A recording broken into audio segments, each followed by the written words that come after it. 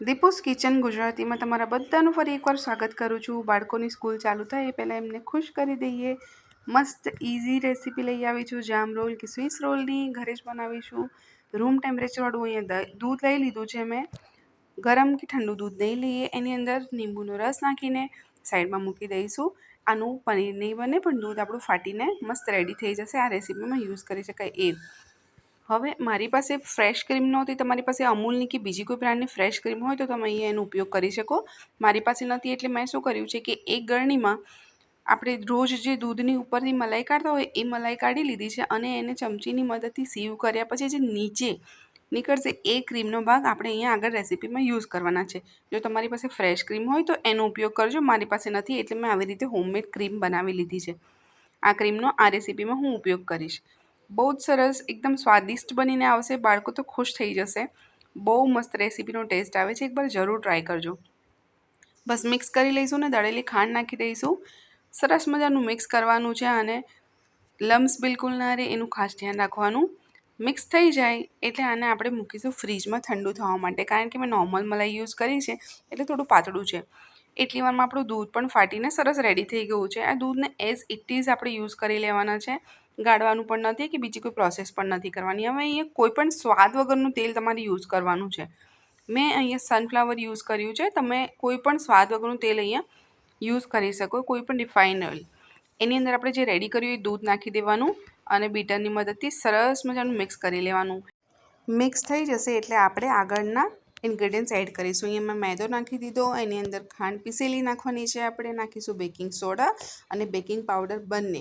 માપ જે મેં લીધું છે એ પ્રમાણે બનાવશો ને રેસીપી એકદમ પરફેક્ટ બનીને આવશે। એક પહેલી વાર બનાવતા હશો તો પણ ફેલ થવાના અહીંયા કોઈ ચાન્સીસ નથી। બેકિંગ સોડા અને બેકિંગ પાવડર નાખીશું એટલે ફટાફટ મસ્ત ફ્લફી બની જશે। થોડું નાખી દઈશું વેનીલા એસેન્સ અને મેં અહીંયા પીળો કલર યુઝ કર્યો છે।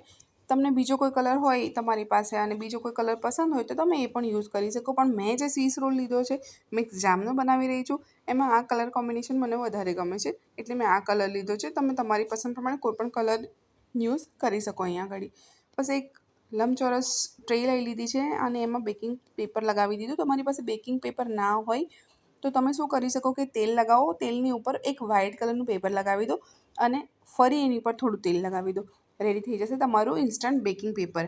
આવી રિબિન કન્સિસ્ટન્સીવાળું આપણું મસ્ત બેટર બનીને રેડી છે। જુઓ કેટલી સરસ રિબન્સ પડે છે ને આ પ્રમાણેનું આપણું કન્સિસ્ટન્સી હોવી જોઈએ આપણે મિશ્રણની। મસ્ત પાથરી દઈશું અને 3 થી 4 વાર એને થપથપાવી લઈએ એટલે અંદર એર બબલ્સ જે પણ હોય બધા નીકળી જાય। હવે મારી પાસે ઓવન છે, મેં ઓવનનો ઉપયોગ કર્યો છે, તમારી પાસે ના હોય તો તમે એક મોટું કઢાઈ કે મોટું તપેલું વાપરી શકો। એને પણ 6 થી 7 મિનિટ માટે તમારે પ્રી હીટ કરવાનું, પછી જ રેસીપી આગળ વધારવાની, પછી જ એને બેક કરવાનું। હવે બેક થાય છે ત્યાં સુધી આપણે અહીંયા આગળની તૈયારી કરીએ। મેં અહીં લઈ લીધું છે મિક્સ ફ્રૂટનું જેમ, તમને જે પણ ફ્લેવરવાળું જામ પસંદ હોય ને એ લઈ શકો। મને મિક્સ ફ્રૂટ વધારે પસંદ છે એટલે મેં મિક્સ ફ્રૂટ લીધું છે। એક ચમચી, નાની ચમચી જેટલું પાણી નાખ્યું, સરસ મજાનું મિક્સ થાય એટલા માટે। થોડું હલકું લિક્વિડી જેવું થઈ જાય, કારણ કે જાડું હોય જામ તો આપણે સ્પ્રેડ ના કરી શકીએ એટલે પાણી નાખીને થોડું પાતળું કરીશું। ત્યાં સુધીમાં આપણું 15-20 મિનિટમાં મસ્ત શીટ પણ રેડી થઈ ગઈ છે, સરસ મજાની બેક થઈ ગઈ છે। ઉપરનો કલર પણ બ્રાઉન આવી ગયો છે, અહીંયા આપણે ચેક કર્યું તો અંદરથી પણ પાકી ગઈ છે। બસ એને કાઢી લઈશું અને ધ્યાન રાખવાનું છે કે એને તમારે ટ્રે ઉલટી કરીને જ કાઢવાની। બીજું ટીપ એ આપું છું કે ઠંડુ થાય પછી જ આગળની પ્રોસેસ કરવાની, ઉતાવળ ના કરતા, નહીં તો ડીશ આગળ જતાં બગડી જશે। એટલું સોફ્ટ એન્ડ સ્પોન્જી બનીને આવે છે। બસ આના કટકા કરીને ઉપર ચોકલેટ સિરપ નાખીને આપશો તો પણ બહુ જ ફાઇન લાગશે, બહુ સ્વાદ લાગશે। એકદમ મસ્ત ઠંડુ કરી લીધું મેં, પછી એની ઉપર આપણે જામ રેડી કર્યું હતું એ જામ નાખી દઈશું અને જે ફ્રીઝમાં મૂક્યું હતું મલાઈનું મિશ્રણ એ મિશ્રણ અહીંયા એની ઉપર સ્પ્રેડ કરીશું। આ સ્ટેજ ઉપર એટલું ધ્યાન ખાસ રાખજો કે શીટ એકદમ ઠંડી હોવી જોઈએ, નહીં તો જે જામ અને મલાઈનું મિશ્રણ નાખ્યું બધું પીગળીને આવી જશે બહાર।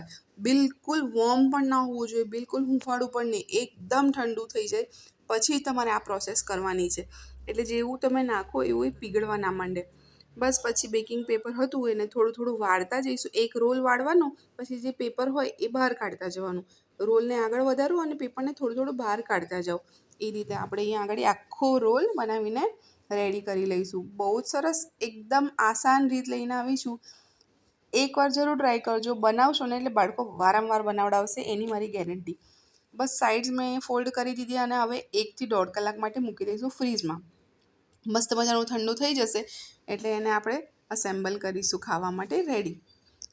હવે એક પ્લેટમાં મેં જામને થોડું સ્પ્રેડ કરી લીધું અને નારિયેળ આવે જે આપણે ડેસિકેટેડ કોકોનટ કહીએ એ વાળું અહીંયા નારિયેળ લઈ લીધું છે મેં.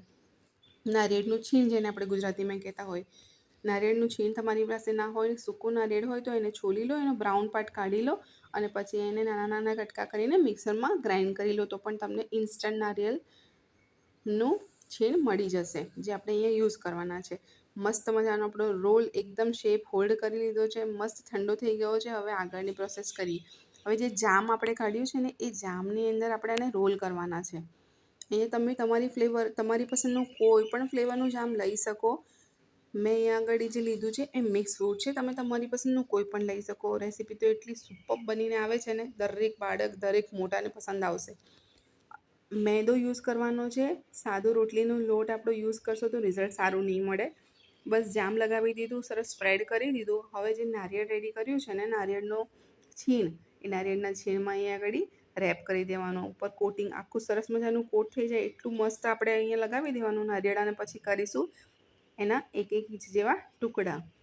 મસ્ત મજાનો જામ રોલ કે સ્વીસ રોલ હોમમેડ હાઇજેનિકલી એકદમ મસ્ત બનાવેલો ખાવા માટે બિલકુલ રેડી છે. બાળકો તો ખુશ થઈ જશે. આની ઉપર ચોકલેટ સિરપ નાખીને આપશો તો પણ વધારે મજા આવશે બાળકોને. જો રેસીપી પસંદ આવી હોય ને તો ચોક્કસથી લાઈક આપી દેજો, થમ્સઅપનું બટન દબાવી દેજો. નવા હોવ સપોર્ટ કરજો મને. હું પણ આ ચેનલમાં હજી નવી જ છું. સપોર્ટ કરજો, સબસ્ક્રાઈબ કરજો અને એક શેર જરૂરથી કરજો. મળીએ નેક્સ્ટ ટાઈમ એક નવા વિડીયો સાથે.